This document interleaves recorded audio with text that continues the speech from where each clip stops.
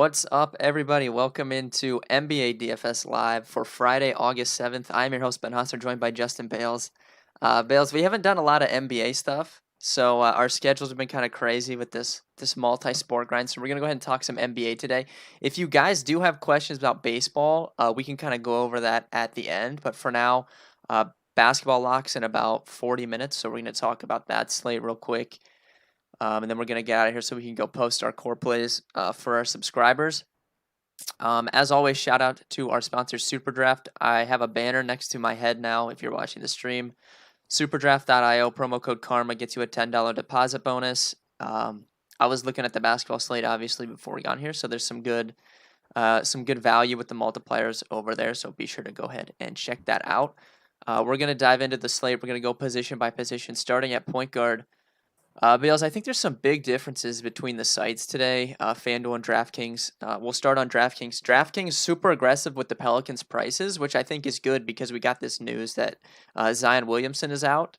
And then side note before we get into that, Zion obviously out. Steven Adams, that just came out that he is out a couple minutes ago. So those were kind of some injuries we needed to monitor.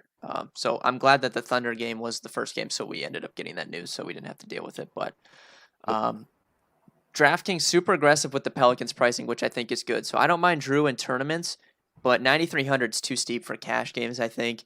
Obviously, Simmons is out. You have Kyle Lowry right there, Ja Morant, Chris Paul, Fred VanVleet, and De'Aaron Fox. Out of that group of guys, it's got to be Fox, I think. He's only 7,600, which is way too cheap. He's absolutely dominated the ball for the Kings since they got into the bubble. And obviously, it's a really positive matchup against the Nets, and they're kind of in must-win mode, man. All these Western Conference teams, the Grizzlies in particular, have just been really, they just have not been able to get a win at all. So They've gotten real unlucky, though, too. Yeah, they have. They've gotten super unlucky. Injuries. So, yeah, all these Western Conference teams are kind of in this must-win mode. So it's Fox for me. Don't mind Chris Paul against Memphis, but I think Shai Gilgeous-Alexander, who we'll talk about in a minute, is the better play there. And VanVleet I like in tournaments just because he literally plays 40 minutes every game and nobody plays him. Yeah, I agree with that. I think you more or less nailed it. I think you can go down at 5K of Ish Smith. I have no problems there. He looks really good, and now he gets a matchup against the Pelicans. So no issues. And you kind of touched on him, but I really, really like Ja Morant.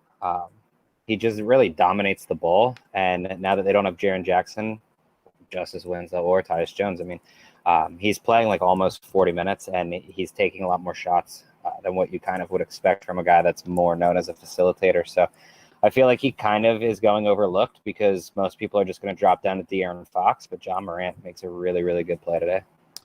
Yeah, so I love Morant. I had Morant in the cash tier on Final Thoughts, which is posted on the website for subscribers. DraftKings, I don't think I'll be able to get to him due to his price. FanDuel, I'm locking in Fox and Morant at point guard. I think they're both really easy to fit, but dude, Morant has played really well. He's been able to comfortably have big games without shooting the ball well. His three-point shooting has been egregious since they got to Disney. I mean, it's been horrible. So if you get him on the night where he can make a couple threes early and get his shot going, and he's going to absolutely smash. The problem is DraftKings has just been aggressive with this price, so I think it zaps some of the value for cash games. For tournaments, he's still a really good play. Shout out to Frosty, number one fan. Yeah, Frosty, you probably watched every stream we've ever done, so we do appreciate you. Definitely probably do have the number one fan locked up. Do you have anyone else you want to talk about point guard? Anybody cheap? DJ Augustine, I think he's like 3,900 or something. He's 44 on DraftKings, but I think 39 on FanDuel. Aaron Gordon's out. He's going to have to play, so you might as well just throw him out there if you want someone super cheap, because it's not like DJ Augustine's even that bad. He can definitely go score for you. Yeah, I think he's fine if you're playing a lot of teams. We'll move on to shooting guard. Again, Drew Holiday has multi-position eligibility on DraftKings, so he's there. VanVleet's there as well. Karis LeVert's 7,100, I think, is going to be the top pick, though. They just really were aggressive bumping his price down after that Boston game that they got blown out. It wasn't really his fault, that they're losing by 40, so the minutes just weren't there. They should be back today. Should be a much more competitive game against the Kings, and we haven't seen the Karis LeVert ceiling game yet. He had one big game, I think, against the Wizards, but we haven't seen the game that, where he really goes off and you need him to win. And that could definitely come today. Like it has to be coming soon. He He's just dropping 60 at some point. yeah, like people don't think of Karis LeVert as someone with a ceiling like that, but he definitely has it the way that this team is currently constructed because he's the only one that's going to take shots. Like if he gets hot, he should just take the ball and do whatever he wants. And I don't think that he like I think you can comfortably play him with Jared Allen if you want. I don't really think they negatively affect each other too much. So I think that's a really good pairing. But yeah, LeVert 7,100 I think is the best play here. I don't know if you disagree with that. No, I agree. I think you have Gilgis Alexander like right behind him, but it seems pretty clear that you're going LeVert over Gilgis Alexander. He's only 300 more, um, but you can play both of them if you want, especially in cash. Yeah, I like SGA a lot as well. I think you could play them together. I think he's relatively safe. Like he can get you. We saw him the other day have pretty much a floor game in terms of points, and he still was able to salvage value and get to 30 DraftKings points. So I think even if he's not shooting the ball well, he's going to have a pretty decent day. But if you get him when he's scoring really well, he can really smash 6,800. Obviously, it's going to be a pace up spot against the Grizzlies. So I really like SGA as well. If you had to pick him or Levert, are you picking Levert though? Yeah, I go LeVert. Yeah, I think DraftKings I would go Levert. FanDuel I would take SGA, but I would like to play both of them if possible. The Boston guys are kind of clumped together. I don't have a ton of interest in them with Kemba back against Toronto. They're fine in tournaments, but no one's really jumping off the page. The other guy, obviously Troy Brown, you can use at shooting guard or small forward on DraftKings. I think is a really good play against New Orleans. And then Dylan Brooks at 54, I think is a fine pivot off of Brown. Another guy that just hasn't shot well from deep, but if he gets a shot going, I think he can really beat that price tag. He was really hot to start the last game, and then just like I don't know what went on there, but he didn't do anything in the second half. Yeah, I actually watched that game, and it was like, dude couldn't miss a shot, and then second half came, and he just kind of like stood there. But I mean, Yeah. I like that. I'd add Terrence Ross. He's another guy that can get hot and score in bunches. He's only 5,000. Bogdan Bogdanovic or Buddy Hield. They kind of play the role where whichever one catches fire, they stay on the court. So you never really know which one to use. For me, it would be Bogdanovic, but I'm fine with either of the duo. And then you have guys like JJ Redick's cheap. Josh Richardson's only 5,000. Evan Fournier is 5,300. Dort is only 3,500, and he's going to play 30 minutes. So, like, if you want something that you just know he's going to at least be on the court and could luck himself into some stuff, but he doesn't really do much out there. And then the guy with the ceiling that no one acts like he has it is Joe Harris. I mean, didn't he just drop like almost 45 against the Wizards? And people act like his ceiling is like 25. Yeah, he had over 40 a couple games ago, so I don't think that's a bad call at all. Not a ton of cheap guys here either. I think Richardson's fine. Bogdanovich is super tilting because I played him in cash 2 games ago when he shot 1 of 14 or 1 of 15, whatever he went out there and did.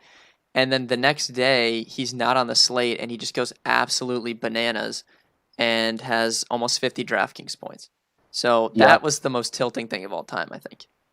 Yeah, that was the day he shot 1 of whatever. I bet his over point. Yeah, you cursed him. And then the next day he scored like 35 or something. He could not miss yesterday. It was Yeah. unbelievable. So that was annoying. But he's always in that tournament pool for me.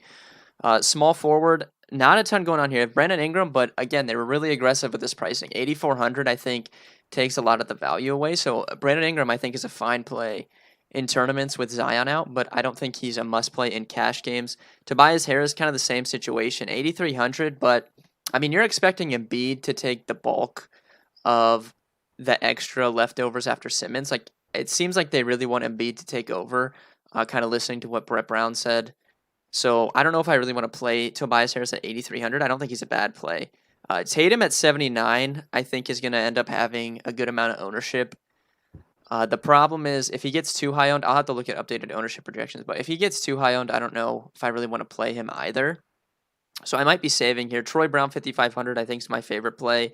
I think you can always look at OG Anunoby in tournaments just because he has those random games where he can rack up some blocks and steals. and really beat his price tag. And then James Ennis is really cheap, 3,700. Not really that I like James Ennis, but with Michael Carter Williams out and Aaron Gordon out, he's going to be out on the court. And I actually don't think he's that bad of a player. I think he's probably a little bit better than a $3,700 player. Yeah, I'd agree with that. You pretty much outlined everyone. I'll just add Danilo Gallinari. I feel like I've used him every game that he's played so far in the bubble.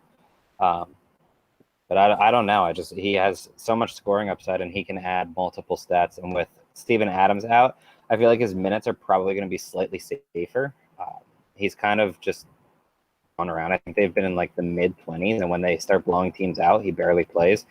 So at some point in time, we're going to get him in 30 plus minutes, and I feel like he's just going to dominate for his price tag. Yeah, I actually like Gallinari a good bit. I just can never trust his minutes, so I don't know if I'm going to play him today. But in terms of real life basketball, I don't think he's bad, and he never looks bad. Like if you watch the Thunder play, he never looks bad. Like he's always scoring, and then he just doesn't get minutes. It's really weird. So I don't know if I'll play him in DFS, but I'm interested to see how Adams being out affects his minutes. Moving on to power forward, a couple guys we already talked about: Ingram, Harris, Tatum are all usable there as well. Siakam's at 8,200. I mean, I would have him probably behind Tatum and behind Ingram, I think, on DraftKings. I don't know if you agree with that. Yeah, I would. Yeah, so he's kind of in a tough spot. Al Horford, 6,600. There's literally no shot that I pay $6,600 for Al Horford. There's just literally no chance. FanDuel, Horford's a lot cheaper at 4,800. I do think he's in play there, but now that we got Adams out, I don't think he's going to be a necessity because someone we'll talk about at center is available at power forward on FanDuel. So skipping him. Hachimura, I like again. I liked him a lot in his last game. Again, he played a ton of minutes and just he hasn't scored 8 points. You feel like he's gonna have a day where he scores a lot of points. Like maybe not a lot, but he there's no way he's gonna consistently churn out, under 10 points. Like I feel like he has the ability to score 20. Mm-hmm. So if you catch it on that day, like his price just keeps going down. So one of these days he's gonna have a big game. Yep. I feel like just throw Hachimura and Morant in a tournament lineup together. And like if they're both hitting, you are going to be in a really, really good spot. Yeah, so Hachimura, like Gallinari has small forward, power forward. They're both around the same price. Hachimura's 300 more. I like Hachimura more than Gallinari, I think. You might Yeah. disagree with that, but it's okay. Yeah, no, I think I agree. I think they're very similar, but I would probably go Hachimura just because I know for a fact with Hachimura, even though he's scoring very poorly right now, I know he's going to play like 35 minutes. Where like Gallinari, it depends on the game. He could just play 20. So I would probably rather Hachimura, but I'm fine with either. Yeah, that was my point, just that I know he's going to be out on the floor. There is a couple good cheap options here. Nemanja Bjelica, Rashawn Holmes is questionable, so we need to monitor that. I think that Bjelica's in play either way, but if Holmes gets ruled out, I think that further boosts him. I think he fits really well in that fast-paced game, and he's not that expensive, 5K. Brandon Clark, 4,900 is probably going to be pretty chalky here with Jaren Jackson out. Didn't do very well in that last game, but he did start. I'm assuming he's going to be out there a lot again. So it kind of just depends on, like, he didn't have a rebound for the longest time in that game. It was really weird. So I think that was kind of closer to his floor than his ceiling. Although I just saw the note. So Anthony Tolliver's starting ahead of Brandon Clark today. I think So that might help because when Valanciunas is on the court, yeah, realistically, how much is Clark going to do? I would rather them split. If I want Clark for fantasy, I would rather him be on the floor when Valanciunas isn't. yeah, I agree with that. So I think that actually bumps Clark up a little bit more for me. I like him. What do you make of Tolliver then? He's the stone min on DraftKings, 3K. I think he had around 14 or 15 DraftKings points in their last game. I don't really care about starters, honestly, because like we saw Boban the other night. Like, Yeah, that was a disaster. But for if I'm going down to 3K, one, I'm likely just going to find 800 and play Nicola Melli. He's only 800 more. And two, Darius Baisley is also the Stone Cold min at 3K. I would probably just play him over Tolliver. All right. I like Bonga a little bit at 38 as well. I don't think he's a bad play, kind of fitting in that game. I just saw Holmes is a game time decision, so we're gonna have literally no idea if he plays This is until right great. before that. Yeah, so if you're planning on playing Holmes or Bielitsa, you have to stick around. At least pay attention to that before the game starts.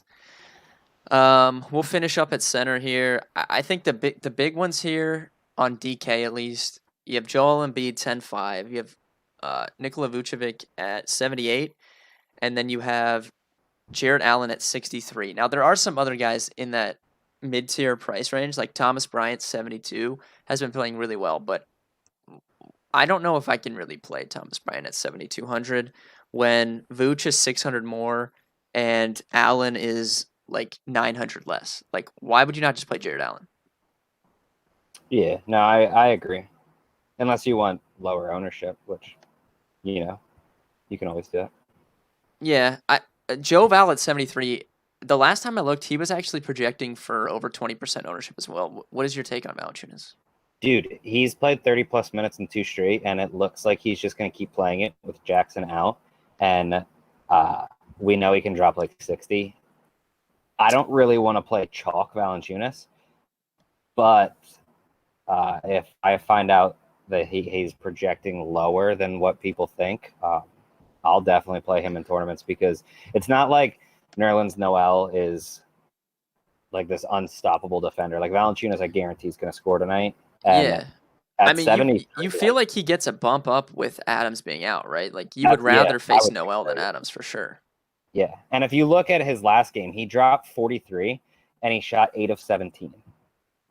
Like, imagine if his shot's actually falling. Valanciunas, the more that I look at it, the more I'm actually interested in. Yeah. So we're assuming that Clark's probably gonna come in for Valanciunas then, right? So he's gonna get like the backup center minutes, which I do think is way better than him, or way better for him than what he saw last game. Yeah, I think he's going to play power forward minutes too, but I think he'll get all of the backup center minutes. Yeah. So yeah, I kind of agree. I think that does make Clark a little bit better play. And then for value, it's Nerlens Noel. So Noel is power forward on FanDuel, center on DK, 3,500 on DK. I mean, with Adams out, we've seen him just go absolutely ham in the past. Obviously, it's a pace up spot, but he's just too cheap with Adams out. I feel like it's a free square, and you're probably just going to take that in all formats. Yeah, I agree. It's like, I don't want to say it's like Harden yesterday because Harden's so much better, but Yeah, like for the it's value, similar. Yeah, for his price, like I just don't see why you would fade him. You know. I'll add in Derek Favors is only 5,200, and without Zion, he's probably going to play a little bit more. So he gets the matchup against Washington. I have attacked basically every center against Washington this year. They just can't guard centers. And I have no issues with Favors at 5,200 in tournaments, obviously. Yeah, I agree with that. That about does it for the basketball slate. If you guys have any last minute questions on anything baseball related, drop them in real quick. We'll try to answer those. We will have baseball content up, obviously. Bales will have his article, I have my article. I'll have final thoughts, core plays, all the good stuff for subscribers. And then we'll be in Discord as well. But it's looking like another Saikuchi night, honestly, at least on DraftKings. It's the worst kind of night, if that's the way you want to put it. I'm a fan of his, man. I don't know, like it's crazy to me when these guys add velocity. Like we were talking about John Means and him, like it's just crazy when they're like it's not like these are young guys, right? Like these are like older guys and it's like a couple months and they can add so much velo. It's just crazy, man. But I sometimes will, that works like that. Sometimes you make a small couple amount of changes and it just unlocks you. yeah. Do you think uh, what's his name? Kaval gets a bunch of ownership tonight just Yeah, because so just that's did a well weird against. one. Well, I don't think Kaikuchi will be any secret on DK at 5K. He's probably gonna be pretty chalky. So I think you're gonna play him in cash with Trevor Bauer. Don't think I'm gonna have a ton of him. I don't know, man, because then you can make the argument that he's five. Like they really undershot his price, right? After that last game, he should be at least in like the 6 to 6,500 range. I think that would make it a more compelling fade. Even at chalk at 5K, what is he gonna really do to hurt you? You know? Yeah, I don't like him whatsoever, and it's difficult for me to even anticipate not using him even in like tournaments tonight. Yeah, Like, because I just don't know what he's going to do to hurt you. Like, you can get weird plenty of other places. So you're probably playing him.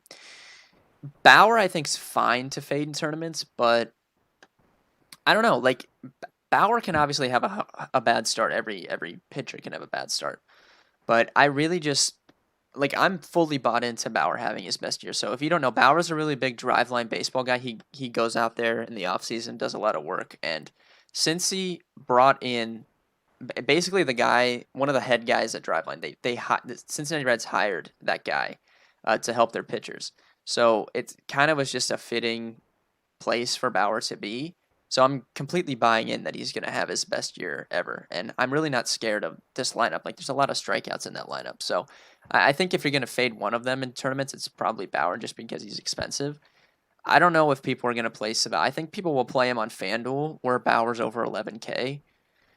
But he's another guy. Like, if he's not going to throw his fastball, it's going to take a while for these guys to adjust to what he's doing, right? And his curveball is really hard to hit. So the one advantage I will say is he already faced the White Sox once, so yeah. they've already seen him. So I do think that's an advantage to the White Sox.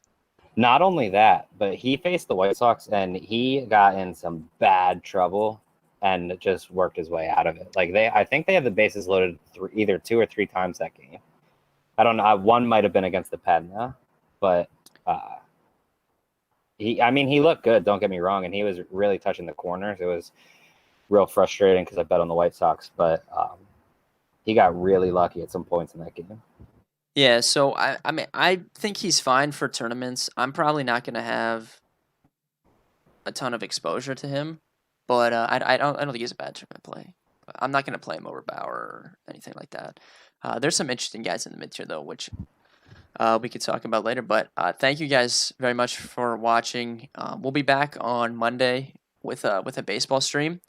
We just wanted to do NBA today since we haven't had a ton of NBA videos, and then obviously the lock was at 4 p.m. today rather than earlier at 1 or 2. So thank you guys for watching. Like I said, if you need anything else, you can hit us on Discord or on Twitter. Check out all of our packages, dfscover.com, free content as well, and we'll see you guys on Monday.